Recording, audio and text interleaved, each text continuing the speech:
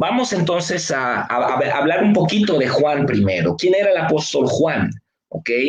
Se cree que el apóstol Juan era el más joven del grupo, según los datos históricos, las tradiciones patrísticas, que son las tradiciones del siglo segundo y tercero. Se llaman patrísticas porque vienen de los padres de la iglesia, ¿ok?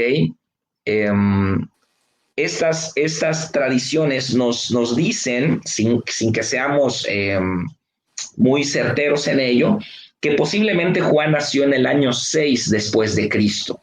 En el año 6 después de Cristo, por lo cual se cree que Juan tendría algunos 24 años aproximadamente cuando él escribió, perdón, cuando Jesús estuvo en su ministerio, 24, 25 años. Se cree que Juan era el discípulo más joven. Su nombre original es Yohanan, que significa el Señor es misericordioso, ¿ok? Juan es hermano de Jacobo, que también se le dice Santiago el mayor, el que escribió la epístola de Santiago. Ambos son hijos de Zebedeo y Salomé. ¿Ok? Jacobo muere, es el primero de los 12 discípulos que muere como mártir, allí por ahí del año 40, 41 después de Cristo, y es el primero en escribir una epístola canónica, ¿ok? Que está en el Nuevo Testamento. La epístola de Santiago la escribió el hermano mayor de Juan, y es la epístola más temprana del Nuevo Testamento. Estamos hablando que esta epístola fue escrita aproximadamente en el año 40 después de Cristo, es la epístola más temprana. Los evangelios sinópticos estamos hablando de los años 60 después de Cristo. Y cuando hablamos de los escritos juánicos, los escritos de Juan, estamos hablando de los años 90 después de Cristo. O sea, estamos hablando que entre la epístola de Santiago y las cartas de Juan puede haber más o menos 50 años de distancia, ¿ok? Y aunque Juan es el discípulo más joven en tiempos de Jesús y Santiago muere cerca del tiempo de Jesús, Juan va a ser el último de los discípulos originales de Cristo en morir, ¿ok? Este es un contexto acerca de la vida de Juan. Jesús le llamó a Jacobo y a Juan, les llamó hijos del trueno, ¿no? Muchos pintores en el Renacimiento, en la Edad Media, pintaron a Juan de una manera afeminada, ¿no? Porque Juan habla mucho del amor y todo eso, y hay muchas pinturas, incluso hay pinturas de Juan donde parece que es una mujer, pero los pintores, digamos, contaminados con toda la escolástica de la Edad Media, ellos pensaron que Juan era una suerte de discípulo frágil, ¿no? Medio femenino, pero Jesús le llamó a Juan y a Jacobo hijos del trueno. ¿Qué quiere decir esto? Que ellos, bueno, eran personas impetuosas, eran personas aventadas, ¿no? Y también vemos, por ejemplo, que ellos quisieron descender fuego del cielo en una ciudad samaritana, ¿no? Cuando esa ciudad no permitió que Jesús entrara, estos discípulos, Jacobo y Juan, le dijeron a Jesús, ¿quieres que descendamos fuego del cielo y que los consuma? ¿No? Y Jesús los reprende, ustedes no saben de qué espíritu son, ¿no? Y les llamó hijos del trueno, ¿ok? Se cree también que Juan fue un pescador, ¿verdad? Hijo de Zebedeo junto con Jacobo, mientras que Pedro y Andrés eran también hermanos, hijos de Jonás. Ambos, por algunas especulaciones acerca de los escritos del Nuevo Testamento, se sugiere que este hombre Zebedeo tenía varias barcas, no una sola barca, o sea, no era un solo pescador, a lo mejor él tenía una suerte de flotilla, ¿no? Y lo mismo que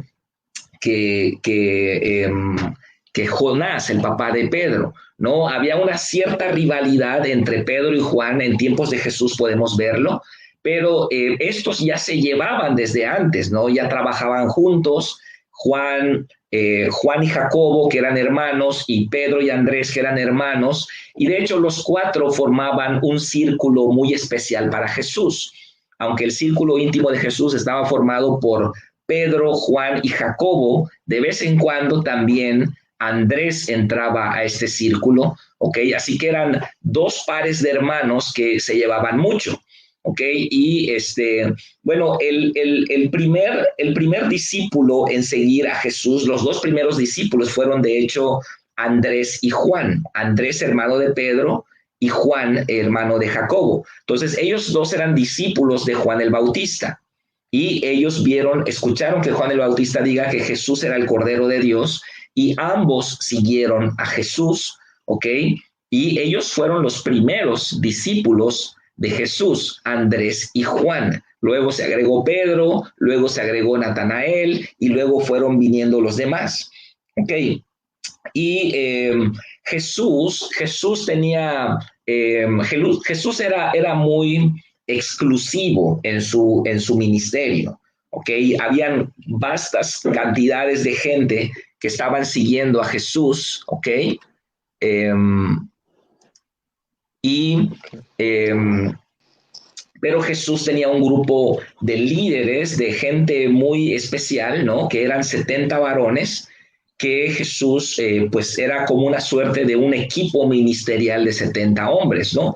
Pero sabemos que dentro de ese grupo había un grupo de 12, ¿ok?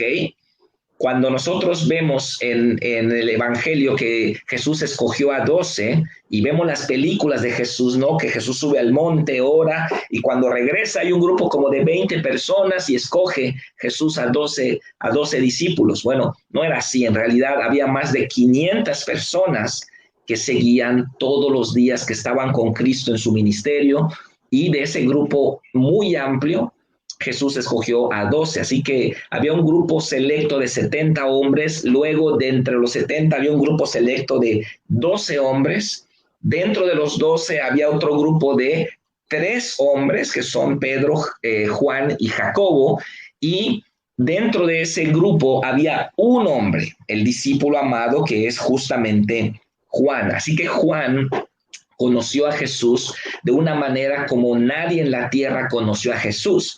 Cuando Juan escribe, Juan está hablando de su experiencia. Él escribe como un testigo ocular. Al final de su evangelio dice, hay muchas otras cosas que Jesús dijo e hizo que pienso que si se escribieran todas no cabrían en todos los libros del mundo. O sea que estamos hablando de una persona que tiene una autoridad muy grande para hablarnos de Jesús, porque él fue el discípulo amado, fue el único que estuvo con Jesús en la cruz. Todos se fueron, todos se dispersaron, y es el único que se quedó con Jesús en la cruz. Vemos a Jesús hacerle a Juan una revelación importante. ¿Quién le va a entregar? ¿Ok? Dice la Biblia que Juan estaba recostado en el pecho del Señor. Está hablando de una cercanía muy importante, y Pedro le hace señales a Juan. Jesús dice, bueno, uno de ustedes me va a entregar, y desde lejos Pedro le hace señales a Juan, así como diciendo, pregúntale al maestro quién. Juan le pregunta a Jesús, Jesús le dice a Juan, el que yo moje el pan, ese es, ¿no? Y bueno, esa revelación nos habla de una intimidad, nos habla de que Cristo va a revelar a su gente muy cercana cosas que no revela a los demás. Entonces estamos hablando de un hombre que tiene una autoridad impresionante, una autoridad en lo que va a decir, un conocimiento profundo del Cristo encarnado, un conocimiento profundo del Cristo encarnado, pero también va a tener un conocimiento del Cristo resucitado y del Cristo glorificado, porque Cristo se le aparece a Juan con su cuerpo glorificado en Apocalipsis capítulo 1. Entonces es muy importante que veamos el nivel de revelación que este hombre tenía. Así que cuando Juan habla, está hablando con una autoridad de una experiencia personal. Él no está hablando de teorías, no está hablando de especulaciones. Él está diciendo lo que vieron nuestros ojos, lo que escuchamos, lo que palparon nuestras manos, eso les estamos diciendo. Así que hay una gran autoridad en esto, en estos escritos, los escritos de Juan, ¿ok? Y para finalizar con la introducción del apóstol Juan, hay distintos textos del segundo siglo que dicen que Juan fue desterrado a Patmos en tiempos del gobierno del emperador Domiciano, que el emperador Domiciano fue el segundo emperador que persiguió acérrimamente a los cristianos, ¿ok? Y hay una historia que no está, digamos, certificada históricamente, simplemente es una historia, ¿no? Que la tradición oral que fue pasando de generación en generación, se dice que a Juan lo sumergieron en una tina de aceite hirviendo, ¿ok? Y no murió, y como no podían matarle, pues lo destierran a una isla llamada Patmos, ¿no? Bueno, este es a grandes rasgos la introducción de quién es Juan, quién es el apóstol Juan, quién es la persona que escribió esta carta y cuál es la autoridad espiritual que él tiene para decirnos todas las cosas que va a decir. Entonces, no sé qué opinas allá, Raúl, Edgar, si tienes alguna opinión acerca de el contexto de lo que estamos hablando del apóstol Juan. Sí, la verdad es que a mí me impresiona la confianza que le tenía Jesús a Juan, ¿no? Porque en esa escena en la que Pedro le hace señas para que le pregunte quién es, pues se asume que es alguien de extrema confianza de Jesús, ¿no? Porque, pues aunque las películas dicen que Jesús lo dijo casi en altavoz, aquel que moje su pan, no, se lo dijo al oído, ¿verdad? Porque él estaba recostado sobre Jesús y él le preguntó, ¿quién es, Señor? Y le dijo, aquel a quien yo le dé mi pan que remoje en mi plato. Entonces, eso habla de extrema confianza y de una intimidad, una amistad muy cercana con Jesús. Y eso es impactante, ¿no? Porque pues de entre los tres más cercanos, pues como bien dices, ¿no? Es el que más confianza le tenía a Jesús, ¿no? Amén, amén. ¿Alguien más quiere hacer un comentario? Edgar. Sí, pastor. Sí, es correcto. O sea, eso también, como decía, ¿no? La cercanía, la manera en como Juan nos va narrando tanto su evangelio como las cartas, ¿no? O sea, él, por ejemplo, en su evangelio lo inicia muy diferente, ¿no? A lo mejor al evangelio de Mateo, donde hay una cronología, ¿no? Y aquí en este caso, pues Juan, ¿no? Se hace una introducción, o sea, haciendo referencia a lo que es el libro de Génesis, ¿no? O sea, que desde el principio ahí estuvo Jesús, o sea, era el verbo, luego vino, o sea, se convirtió en carne. Luego también esa cercanía, ¿no? Como decía ahorita usted y el pastor Raúl, por ejemplo, en la cruz donde Jesús le dice, o sea, prácticamente le está encargando a su madre, ¿no? También, o sea, con esa confianza, ¿no? O sea, de ver, o sea, la cercanía que había entre ellos. Uh-huh.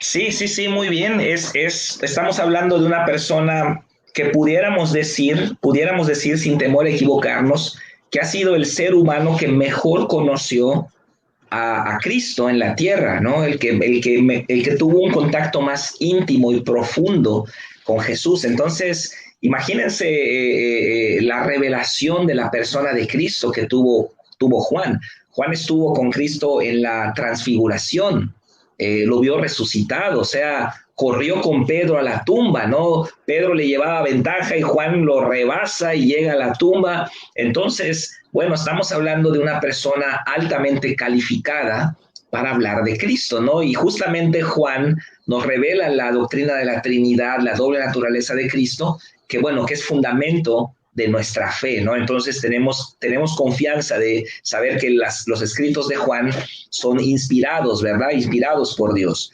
Muy bien, quiero comentarles que los escritos de Juan son 5, ¿verdad? Él escribió el Evangelio de Juan, él escribe la primera, segunda y tercera carta de Juan y él escribe el libro de Apocalipsis.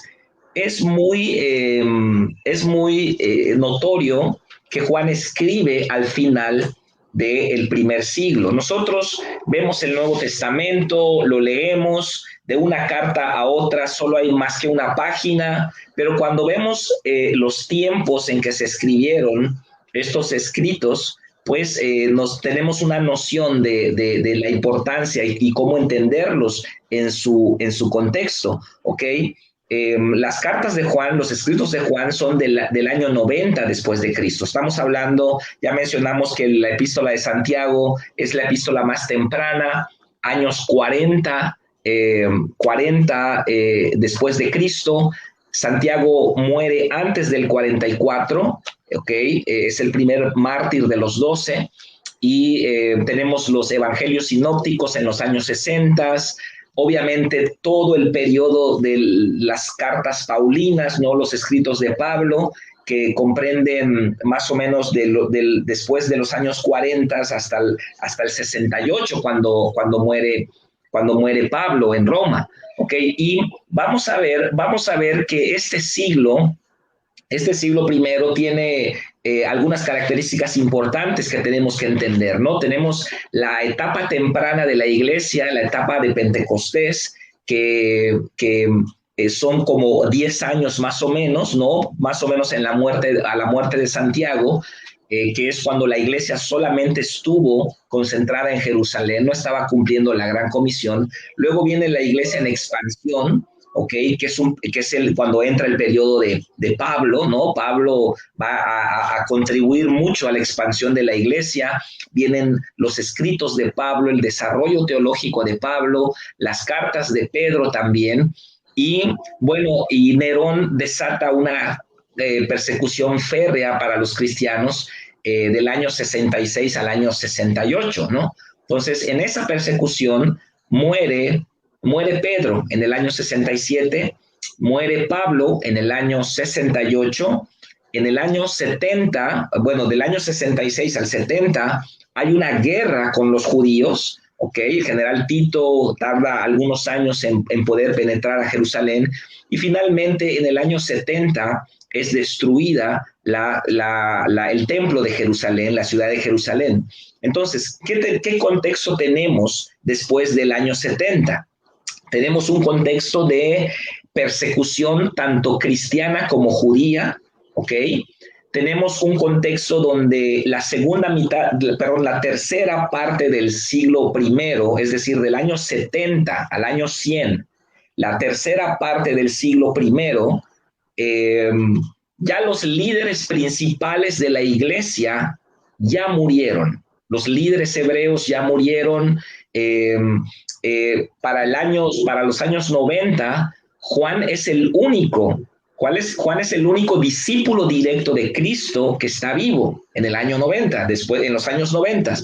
De hecho, los historiadores dicen que en los años 90 ya hay 3 generaciones de cristianos, o sea, ya murieron los discípulos directos que vieron a Cristo, sus hijos ya crecieron, fueron discípulos, y ya murieron sus hijos y ahora están los nietos. O sea que para tiempos de los años 90 ya era la tercera generación de cristianos y el apóstol Juan todavía está vivo. Entonces, parece ser que hay una decadencia, ¿no? Hay una decadencia espiritual al final del siglo I, ya no hay escritos apostólicos, los evangelios, todas las cartas de Pablo están en plena circulación, y hay un movimiento muy fuerte, que esto es completamente el contexto de la carta. Hay un movimiento muy fuerte por parte de un grupo que se llaman los gnósticos. Los gnósticos eran un grupo de personas que tenían ideas muy místicas, La palabra gnóstico viene del griego gnosis, que significa un conocimiento intuitivo de lo divino, ¿no? Los gnósticos eran muy dados a espiritualizar todo, ¿no? Y este gnosticismo entró a la iglesia y se mezcló con el cristianismo. Entonces, ustedes han escuchado del evangelio de Judas, el evangelio de María Magdalena, ¿no? Que eran escritos apócrifos gnósticos. Ellos tenían teorías muy, muy raras, ¿no? Decían que Cristo vino como una suerte de cuerpo espiritual, ¿no? Como ellos rechazaban la existencia del pecado. Los gnósticos rechazaban la existencia del pecado. Y el gnóstico decía, bueno, yo amo a Dios en mi espíritu, aunque en mi cuerpo soy pecador. Entonces ellos tenían libertad para seguir pecando, ¿no? Y como ellos consideraban que el cuerpo era netamente pecador, pues ellos negaban que Cristo había participado de la naturaleza humana, de la naturaleza carnal. Entonces, este grupo se había levantado muy fuerte. Recuerden que la sobriedad de las escrituras, pues la trajeron los hebreos que salieron de la ley, que salieron de los escritos de Moisés, que salieron de las tradiciones judías y se convirtieron, como Pablo, eran gente muy cuidadosa, eran gente muy sobria, era gente que se apegaba a los escritos originales, ¿no? Pero cuando estamos viendo la muerte de los principales líderes hebreos, cuando vemos que Jerusalén es destruido y cuando la iglesia deja de ser una iglesia hebrea y se convierte en una iglesia predominantemente gentil, con poco liderazgo hebreo, entonces empieza a haber un deslizamiento de la fe, el paganismo empieza a impregnar la iglesia, surge esta secta muy fuerte llamada los gnósticos y empiezan a predicar una cosa tan tremenda, y en este contexto el apóstol Juan escribe su evangelio, escribe sus 3 cartas y escribe finalmente cerca del año 95 el libro de Apocalipsis, la carta de Apocalipsis, ¿ok? Entonces, este es el contexto de la primera carta de Juan. Bueno, nos llevamos bastante tiempo platicando el contexto, pero pues yo quiero que tengamos en claro quién es el escritor de esta carta, el apóstol Juan, quién es Juan, qué hizo, bueno, su contexto, su trasfondo, ¿ok? Y cuál es el trasfondo histórico. Estamos ya a finales del siglo I, estamos viendo una decadencia de la fe cristiana, ¿no? Empiezan las persecuciones sistemáticas del Imperio Romano. El contexto de Juan está Domiciano en el trono. Domiciano era un verdadero anticristo, un pagano de primera línea, y él está persiguiendo a los cristianos acérrimamente, los está matando, los está encarcelando, ¿ok? Y imagínense las iglesias, ¿no? Las iglesias, cómo estaban sufriendo, ¿no? Y aquí es donde viene este escrito importante del apóstol Juan. Entonces podemos decir a grandes rasgos que la primera carta de Juan es una carta que va a atacar la doctrina gnóstica que está infiltrada en la iglesia. Y yo quiero decirles algo en este punto. El gnosticismo no ha desaparecido. El gnosticismo sigue infiltrando. Tenemos 2 extremos en la iglesia de hoy. Tenemos el judaísmo y tenemos el gnosticismo. Son 2 extremos. ¿Ok? Los judaizantes, ¿quiénes eran los judaizantes? Eran aquellos judíos convertidos a Cristo que creían que la salvación se obtenía mediante la fe en Cristo más guardar los rituales de la ley. Entonces, los judaizantes creían que todavía había que circuncidarse, que había que guardar el sábado, que no podías comer carne de cerdo, etcétera, etcétera, etcétera. Ese grupo son los judaizantes, ¿ok? Eran el extremo del legalismo. Y en el otro extremo estaban los gnósticos. ¿Quiénes eran los gnósticos? Bueno, los espiritifláuticos, ¿no? Personas que andaban en la nube, ¿no? Los hippies modernos, ¿no? Se pudiéramos decir, espiritualistas, místicos, subjetivos, no aterrizaban la fe. Y entonces Juan escribe en contra de estas dos, en contra de estas dos corrientes, estos dos extremos que le están causando mucho daño a la iglesia de hoy. Yo quiero que me comenten brevemente qué opinan de estas corrientes. ¿Están vivas el día de hoy? Podemos ver dentro de la iglesia la corriente, digamos, judaizante, ¿no? Tenemos este movimiento tremendo de raíces hebreas, donde escuchamos a muchos pastores decir, ya no dicen Jesús, ahora dicen Yeshua, Hamashiach, Shalom, ya no dicen Dios, dicen Adonai, y entonces una judaización está habiendo en la iglesia, ¿no? El movimiento muy fuerte de raíces hebreas que lo estamos mirando cómo entran a las iglesias, están causando división, están trayendo doctrinas hebreicas, ¿no? Ya están empezando a comer kosher, no están comiendo cosas, están guardando el Shabbat, ¿no? Todas esas cosas son los judaizantes, ¿no? Y por otro lado tenemos a los espiritifláuticos, ¿no? Que quieren hacerlo todo espiritual, todo emocional, y no hay cumplimiento de mandamientos de Dios.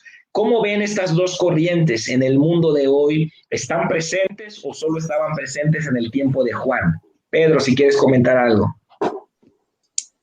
Sí, pastor, yo he visto que están muy presentes. He visto gente que se viste de blanco, que llega a ciertos lugares, que empieza a invocar a las estrellas, porque dicen que las estrellas, estoy hablando de los gnósticos, que porque dicen que las estrellas son las que curan, y si alguna persona le pasa algo, ellos están como congelados esperando que las estrellas le respondan.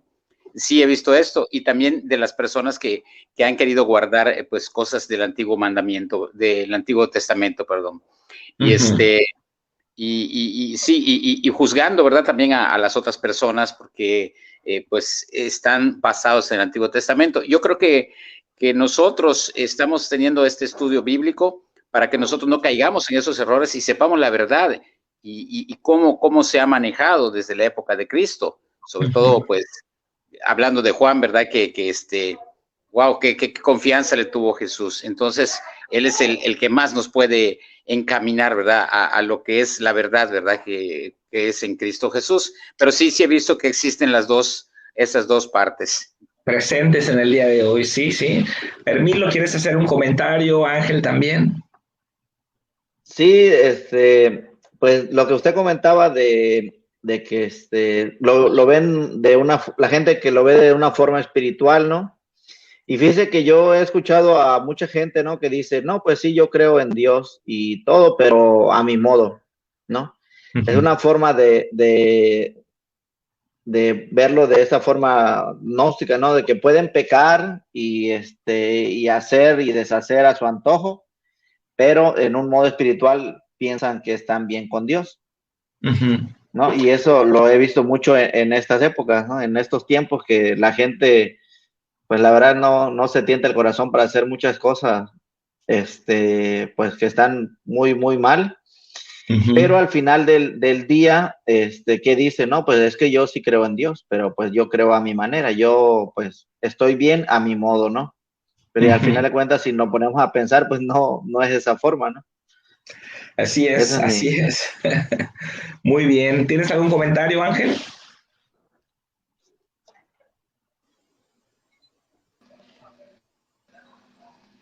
Una disculpa, sí, me andaba fallando un poquito el internet, pastor. Sí, yo creo que muy claro, como dice el apóstol Juan en la primera carta, ¿no? Él avisa de los posibles engañadores al momento que llegue, esté cerca el anticristo. Yo creo que es lo que estamos viendo en la iglesia de hoy, ¿no? De que hay tanta información y se ha desvirtuado la base de lo que el Señor explicó. Y Pablo y Juan lo explican en este evangelio cuando dice... os he escrito esto sobre lo que os engañan. La unción que vosotros recibiste de él permanece en vosotros y no tenéis necesidad que nadie os enseñe. Él dice que la gente regresa a las bases de lo que es lo que él conoció de Jesús y lo que enseñó en su momento, porque se empiezan a entrar muchas personas engañadoras en la iglesia, ¿no? Sí, exactamente. Y bueno, es importante que antes de entrar al estudio tengamos esto en mente, ¿no? ¿Qué es lo que está sucediendo alrededor en el tiempo de Juan? cuál es la autoridad espiritual que tiene Juan, ¿no? Y por qué va a escribir lo que va a escribir.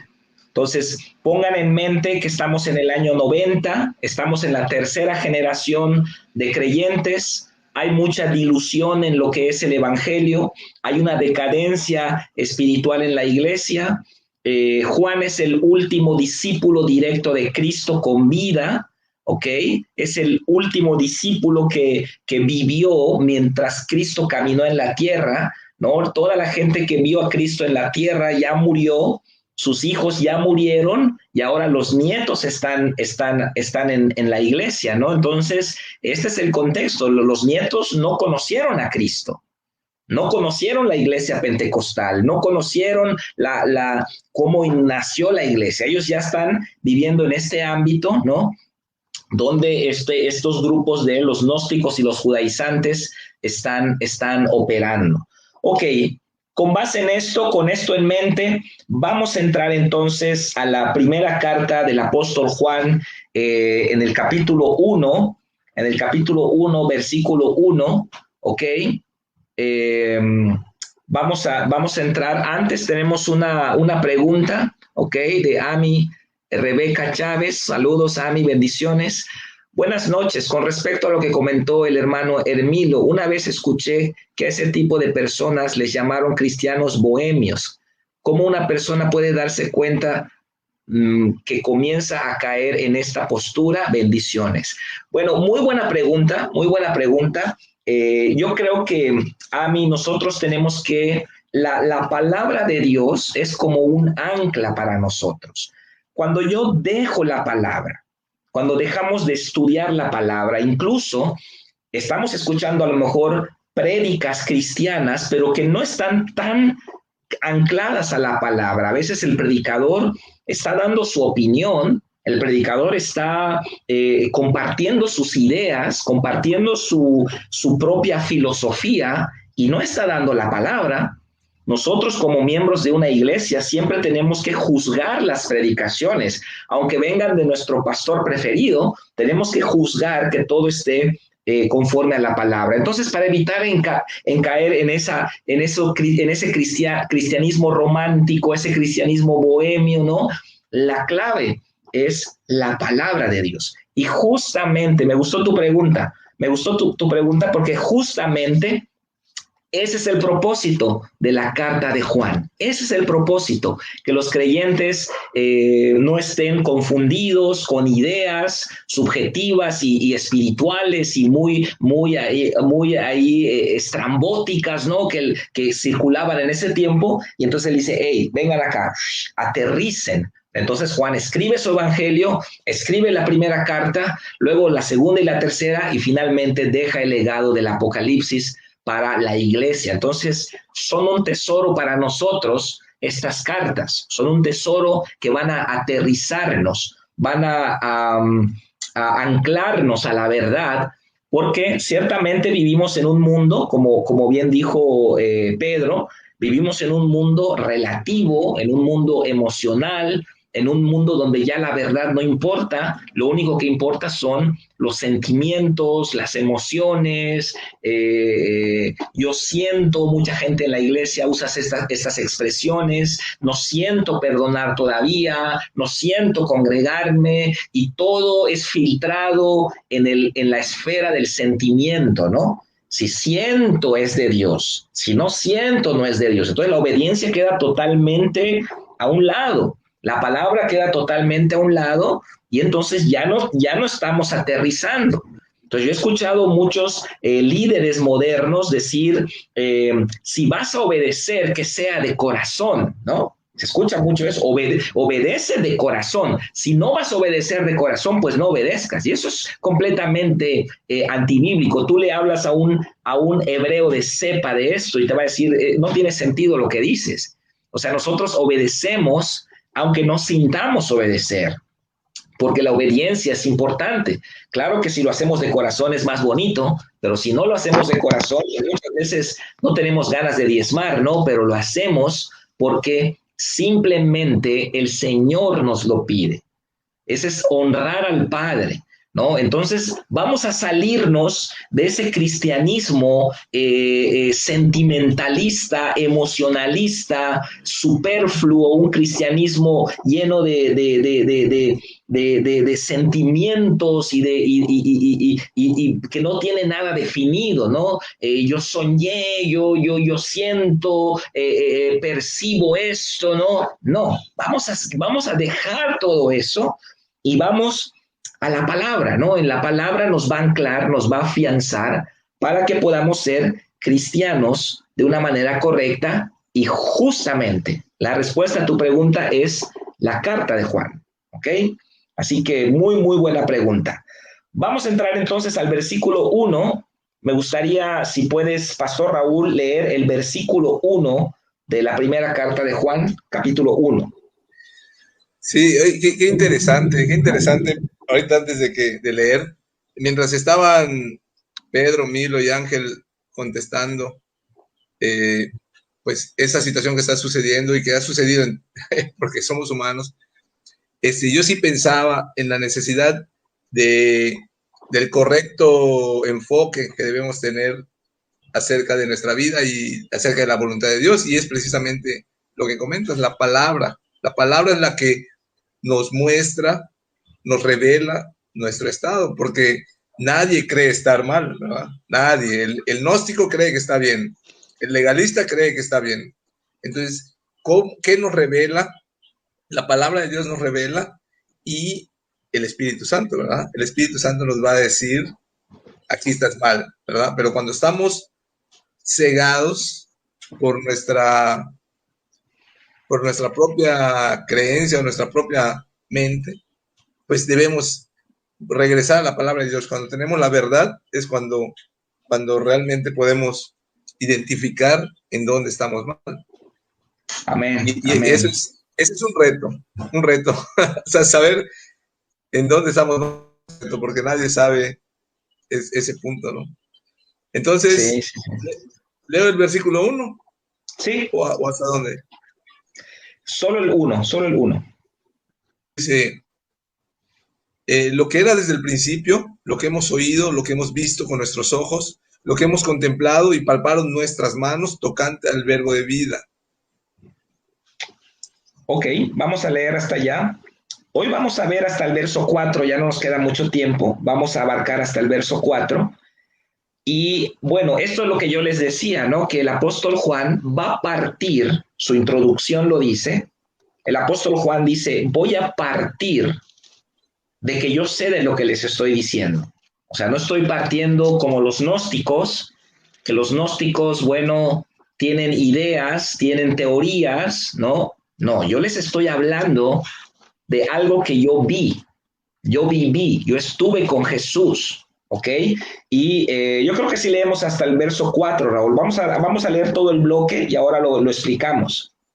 Sí, dice, lo que era desde el principio, lo que hemos oído, lo que hemos visto con nuestros ojos, lo que hemos contemplado y palpado nuestras manos tocante al verbo de vida, porque la vida fue manifestada y la hemos visto y testificamos, y os anunciamos la vida eterna, la cual estaba con el Padre, y se nos manifestó. Lo que hemos visto y oído, eso os anunciamos, para que también vosotros tengáis comunión con nosotros, y nuestra comunión verdaderamente es con el Padre y con su Hijo Jesucristo. Estas cosas os escribimos para que vuestro gozo sea cumplido. Wow, qué introducción, ¿no? Qué introducción. Él está diciendo, sé de lo que estoy hablando.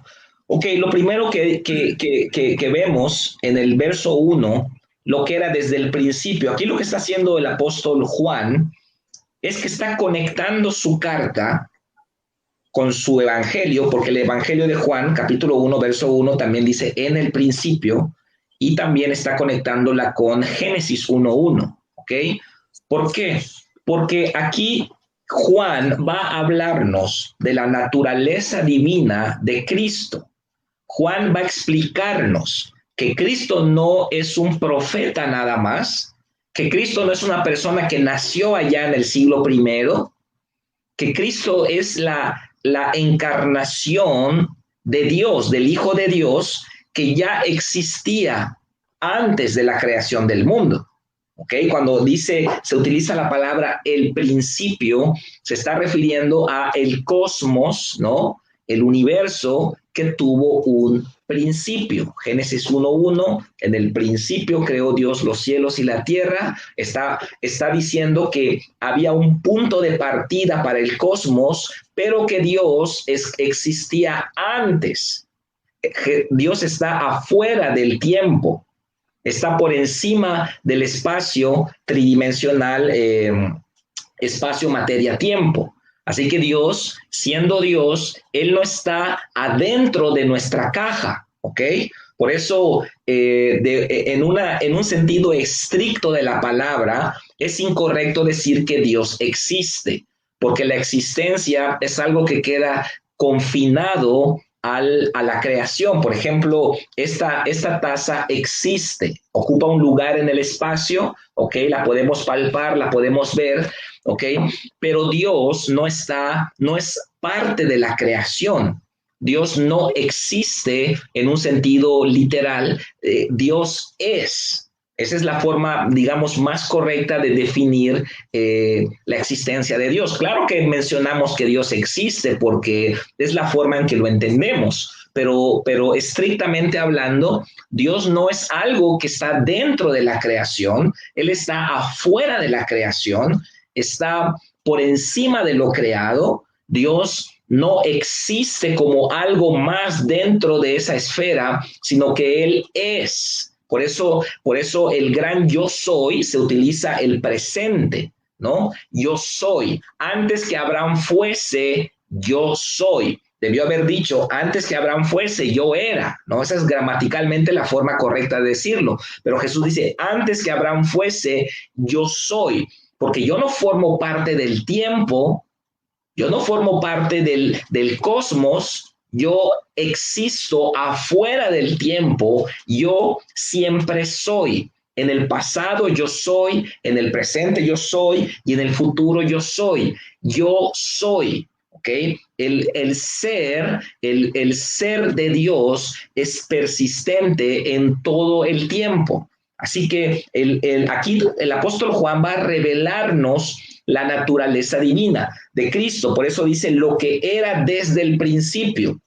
Esa palabra era nos está diciendo que Cristo no empezó su existencia cuando vino en la encarnación, de que Cristo estaba antes de la creación, ¿no? Por lo tanto, Cristo es Dios, ¿ok? En Juan 1:1, en el principio, el verbo estaba con Dios, en el principio era el verbo y el verbo estaba con Dios y el verbo era Dios, ¿ok?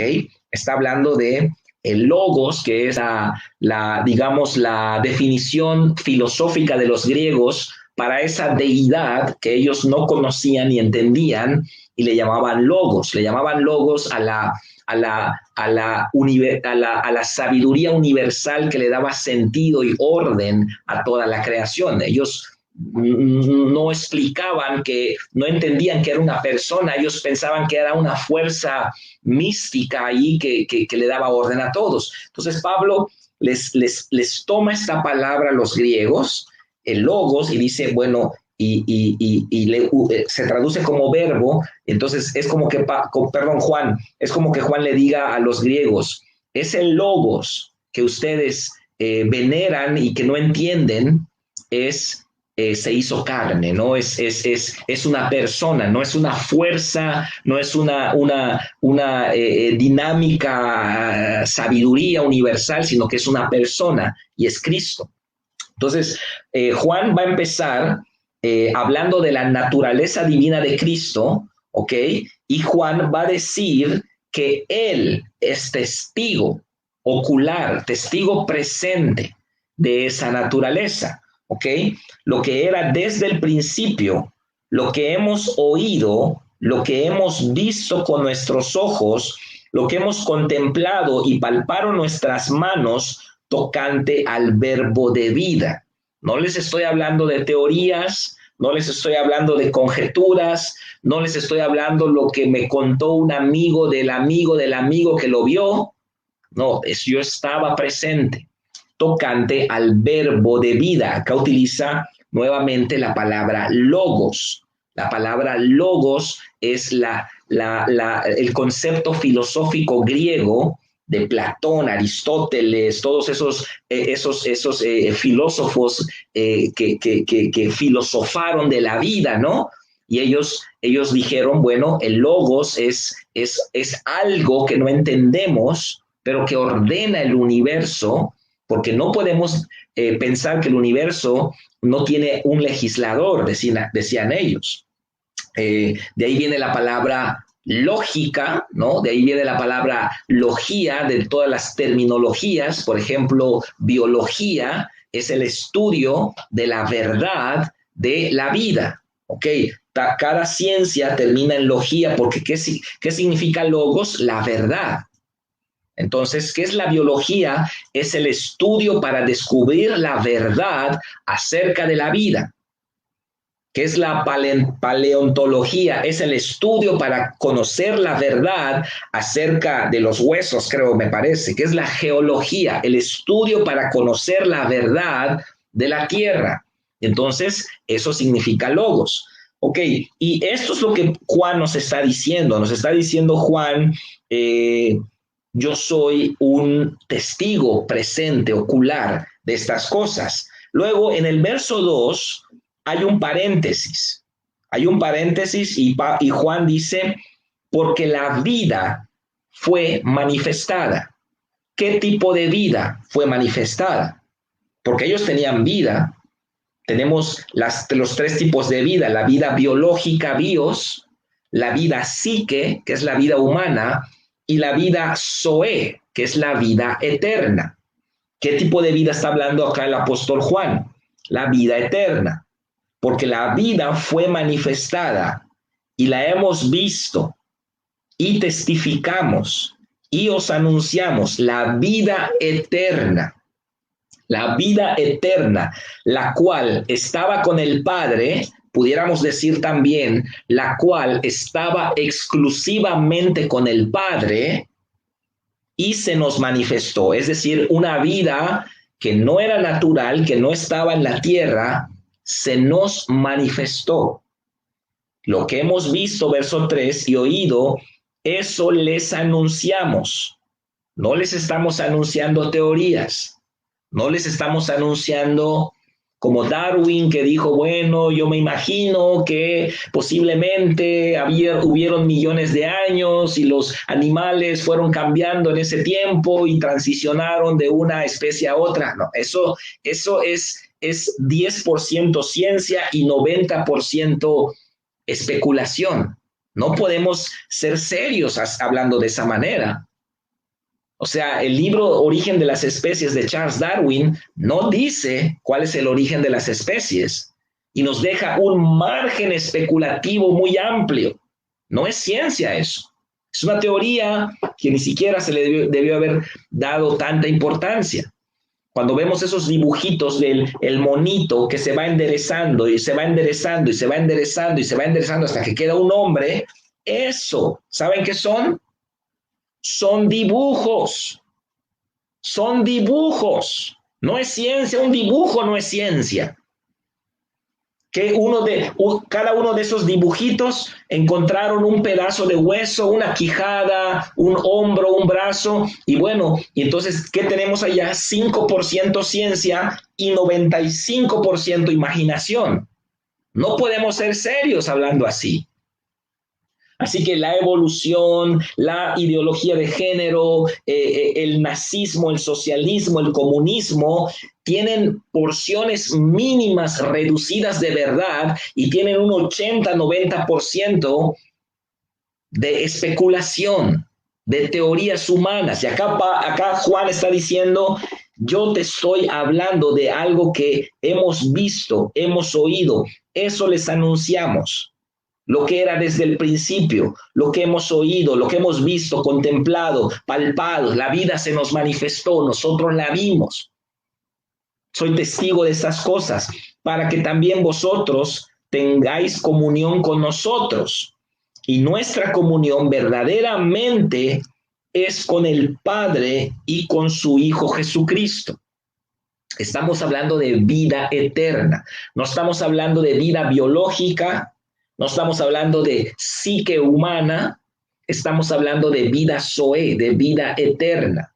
La vida se nos manifestó. Aquella luz verdadera que alumbra a todo hombre vino a este mundo. Esa luz verdadera se hizo carne, habitó entre nosotros, vimos su gloria.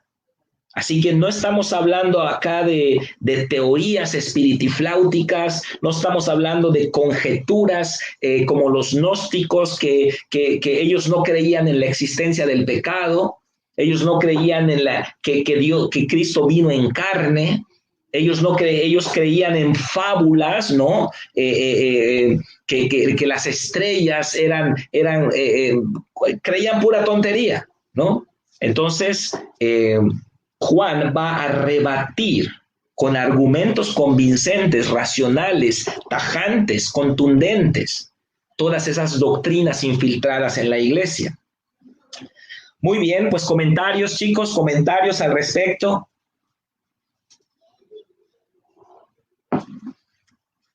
¿Alguien? Raúl.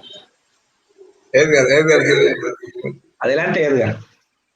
Sí, pues bueno, yo aquí leyendo esta parte, ¿no? Como comentaba, pastor, pues la autoridad con la que Juan nos habla, ¿no? O sea, dice, yo, o sea, se los digo, o sea, porque ya lo viví, ¿no? O sea, aquí está platicando, está hablando, o sea, narrando, pues de lo que ya ha vivido con Cristo, ¿no? Y como decíamos al principio, ¿quién mejor que él, o sea, que fue de los más cercanos o el más cercano, ¿no? O sea, a Jesús, para poder compartir, o sea, todo esto, ¿no? O sea, él nos dice y nos introduce, ¿no? O sea, como decía, estamos hablando de Cristo, o sea, que Cristo estuvo, o sea, desde el principio, o sea, Él es Dios, o sea, nos está dando esa revelación, ¿no?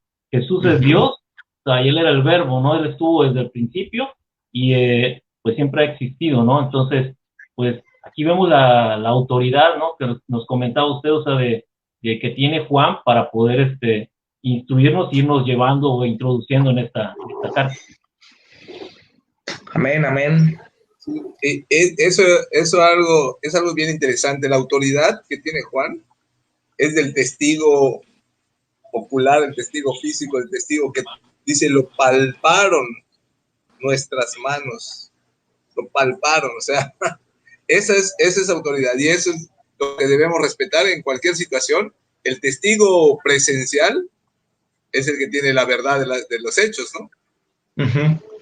Creo que Pedrito tiene un comentario. Adelante, Pedro.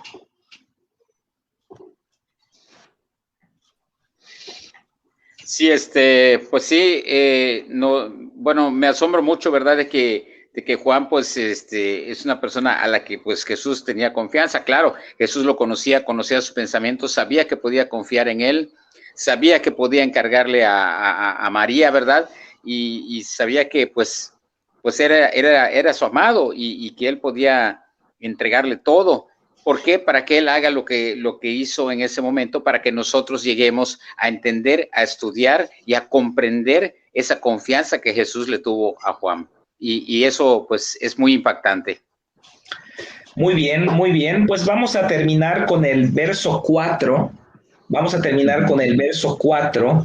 Dice el apóstol Juan, estas cosas os escribimos para que vuestro gozo sea cumplido. Ok. Aunque no hay un destinatario definido en la primera carta de Juan, haciendo un poco la investigación ahí en internet, vemos que la carta de Juan fue escrita para un grupo de iglesias. Es una carta general, una carta, digamos, universal, ¿ok? Y fue escrita para un grupo de iglesias de Asia Menor, que aparentemente son las iglesias que pastoreaba Juan, pudieran ser las 7 iglesias de Apocalipsis, ¿ok? Y este versículo 4, aunque no lo podemos comprobar, nos pudiera sugerir la idea de que los hermanos estaban inquietos, ¿no? Diciendo, están predicando esto, hay grupos que están enseñando esto, algunos de nuestros discípulos los están llevando a otras reuniones. Juan, por favor, escríbenos algo para que nosotros tengamos una base en cómo responder estas dudas. Están atravesando un periodo de mucha confusión los creyentes, de mucha presión por parte del gnosticismo, por parte de los judaizantes, ¿no? Están en ambos extremos, ¿no? Y entonces Juan, aparentemente respondiendo a esta necesidad, escribe esta carta. Y por eso el verso 4 dice, estas cosas escribimos para que vuestro gozo sea cumplido. Es decir, para que tengan certeza, para que tengan firmeza. Quiero apuntalar su fe. Quiero que se sientan confiados en lo que les he predicado, en lo que Pablo predicó, en lo que Pedro predicó. Hay muchas doctrinas nuevas, hay muchas enseñanzas en YouTube, muchas enseñanzas allá en las redes sociales. Están los judaizantes hablando de guardar el Shabbat, de que ya no comamos carne. Están los terraplanistas allá metiendo ideas absurdas. Están los gnósticos diciendo que no importa, que se puede pecar, que Dios nos va a perdonar de todas maneras, sobreexaltando el atributo del amor de Dios, sobreexaltando la misericordia. Esto es lo que hace el gnóstico, sobreexalta los atributos favorables de Dios y minimiza los atributos que no le convienen, minimiza la justicia, minimiza la reprensión de Dios como Padre. Entonces esa gente dice, Dios no castiga, Dios no castiga. Y entonces Dios es amor y puro amor y Diosito, ¿no? Entonces hay una confusión, ¿no? Estas enseñanzas quieren penetrar a la iglesia. Juan escribe la carta y les dice, estas cosas les escribimos para que su gozo sea cumplido, para que ustedes tengan certidumbre, para que su fe esté basada sobre una palabra inamovible, sobre la revelación divina y no sobre especulaciones de predicadores modernos, ¿no? Que pues van a dar sus opiniones. No, vamos a basarnos en la palabra. Es bueno escuchar predicaciones, es bueno ir a eventos, es bueno todo eso, pero el filtro es la palabra. El tamiz de una predicación está en la palabra. Y si un creyente no lee la palabra, cualquier predicación que le den va a pensar que es palabra de Dios. Entonces, lo que yo he enseñado allá en la iglesia Fuente de Vida es no nos comamos la predicación de alguien como quien se come una hamburguesa. Comamos el alimento espiritual. Hay muchas predicaciones en YouTube. Hay muchos predicadores famosos y no tan famosos predicando, pero ¿cómo vamos a comer? Como cuando comemos pescado frito, ¿verdad? Cuando vamos a la playa, compramos el pescado frito, estamos sacando la carnita, ¿verdad? Y desechamos las espinitas y comemos con cuidado. No agarramos el pescado y no lo metemos a la boca completo. No, tenemos que expulgar, tenemos que buscar solo la carne y pues así se comen las predicaciones. Aunque sea mía como pastor de ustedes, aunque sea mía, yo puedo errar, soy hombre. Soy hombre, tengo una concepción limitada de la vida, batallo para no fluir con la corriente de mi tiempo, pero puedo equivocarme o puedo tener un exceso en cierta doctrina o puedo no ser preciso. Entonces, la tarea del Hijo de Dios es filtrar todo lo que escucha con la revelación escrita de la palabra de Dios. Esa es nuestra tarea. Y entonces nuestro gozo es cumplido. Ahí es donde nuestro gozo es cumplido, porque el creyente se va a gozar en la palabra de Dios. Amén. Amén. Muy bien, vamos a dejarlo hasta acá. Avanzamos solamente en la introducción de la carta y ya nos pasamos de la hora, pero me gustaría que pues cerremos con algún comentario cada uno de ustedes. Para despedirnos de la gente, vamos a dar un comentario, quieren agregar algo a la exposición de la palabra y luego hacemos una oración. Entonces vamos a empezar con Pedro Sabido, luego vamos con Edgar, Hermilo también quiere hablar, Ángel no sé si me está escuchando, y cerramos con el pastor Raúl. Adelante, Pedro. Amén. Sí, pues pues darle gloria a Dios porque pues mandó a Jesús y Jesús nos dejó a Juan y ha sido de gran bendición y es de gran bendición este estudio. E invitar también a todos los varones a que se conecten porque yo tengo hambre de la palabra, yo quiero más y quiero compartir esa hambre, quiero tomar todo lo que hizo Juan, todo lo que Jesús le enseñó a Juan para sacar adelante a toda nuestra familia espiritual y física también. Amén. Edgar. Ok, sí, pues invitar, ¿verdad?, a todos los varones a que nos acompañen pues el próximo jueves también. Lo que viene adelante en la carta, la primera carta de Juan, la verdad es bastante edificante, o sea, vamos a poder aprender mucho, o sea, de cómo poderlo llevar a nuestra vida práctica también, ¿no? Y pues por ahí o sea, pues Juan nos viene como decía, ¿no? O sea, como a aterrizar, o sea, nos viene a aterrizar, o sea, por algunas cosas que de repente nos vemos, ¿no? Como decía, ¿no? En las prédicas o leemos en algún lado, ¿no? Entonces, pues invitar a todos a que estén con nosotros el próximo jueves a las 8 de la noche y pues para seguir aprendiendo más de la palabra juntos. Muy bien, Edgar. Hermilo, adelante. Hermilo. Sí, mire, bueno, hace unos días platicaba yo con un pastor de un pueblo, ¿no? Y él me decía que, pues se salió de la iglesia donde él asistía porque era una iglesia muy grande, ¿no? Y me comentaba que tenía una comunión grande él con Dios y que de la forma de que él podía servir a Dios era haciendo su propia iglesia. Y él, me aconsejaba. Me decía, no, me dice, si tú quieres servir a Dios, pues búscate una iglesia pequeña para que puedas servir, ¿no? En base a lo que usted me comentaba, o estaba comentando hace un rato, ¿no? O sea, puedes escuchar a las personas. Puedes,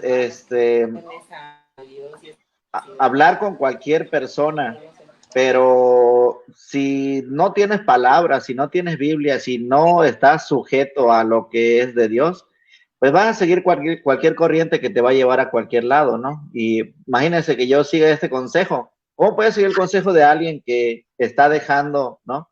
Está siguiendo supuestamente él la palabra, ¿no? De Dios. Y pues él habla y sí tiene Biblia, ¿no? Sí te dice versículos y todo y habla bonito. Pero en sí, si yo me pongo a analizar y digo, ¿cómo puedo? Parte de su prédica o de su enseñanza es la rebelión, ¿no? La rebeldía. Sí. Dejar tu iglesia y tratar de buscar por tu parte, ¿no? Como que eso no viene al caso. Entonces, en lo que dice la palabra, no es seguir no solamente una corriente, sino seguir la palabra que es la que te revela la verdad. Okay. Amén, amén. Y bueno, ese fue el principio de Satanás, ¿no? Salirse y hacer las cosas pues totalmente a su manera, ¿no? Muy bien, gracias, Hermilo. Ángel, palabras finales, ¿algún comentario?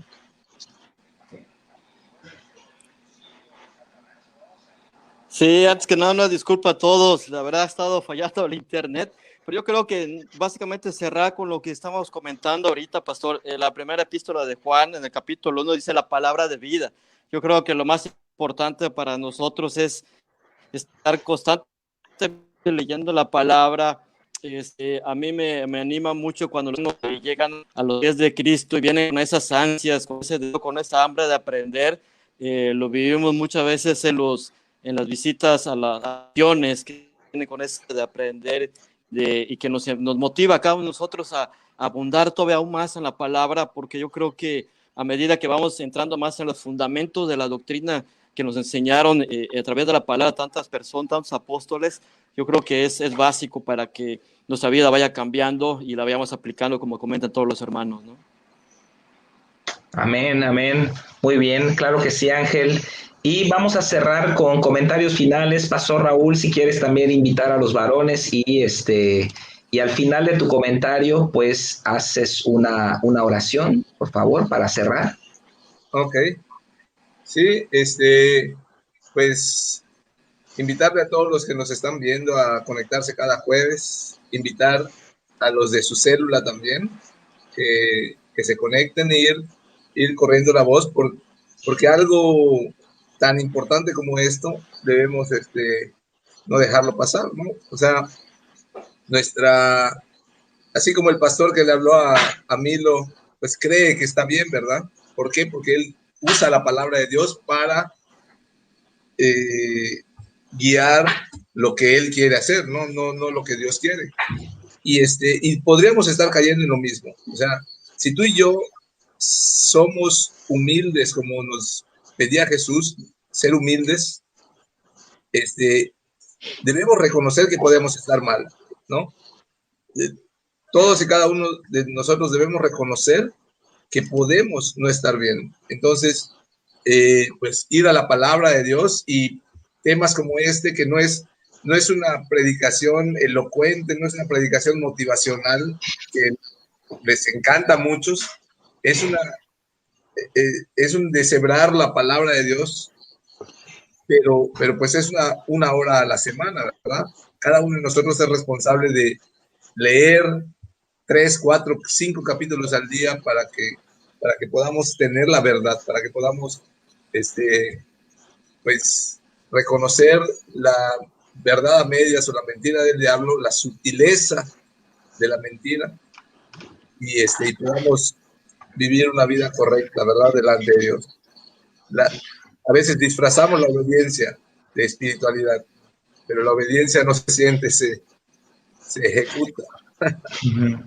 Muy bien, pues vamos a orar y espero que los que nos están viendo pues se vuelvan a conectar el próximo jueves y que inviten a más varones, y no solo varones, sino los que se quieran conectar, ¿no? Pues vamos a orar para terminar. Padre, te damos gracias, Señor. Gracias porque reconocemos que tu palabra es nuestro cimiento. Reconocemos que tu palabra es nuestro parámetro, Señor, para saber que estamos caminando en tu voluntad. Ayúdanos, Espíritu Santo, a ver dónde estamos mal. Te pedimos sabiduría y te pedimos dirección, guianza, Señor, para que puedas ayudarnos a caminar en tu verdad, en tu palabra, y para que podamos caminar en tu verdad, en tu voluntad, Señor. Te bendecimos, te honramos, bendigo a cada persona que nos está viendo, y te pido revelación, Señor, de tu verdad para cada uno de nosotros. En el nombre de Cristo Jesús. Amén. Amén. Muy bien, Amén. Pues muchas gracias a todos por su participación. Nos vemos el próximo jueves a las 8 de la noche. Muchas bendiciones, un abrazo. Bye, bye. Nos vemos.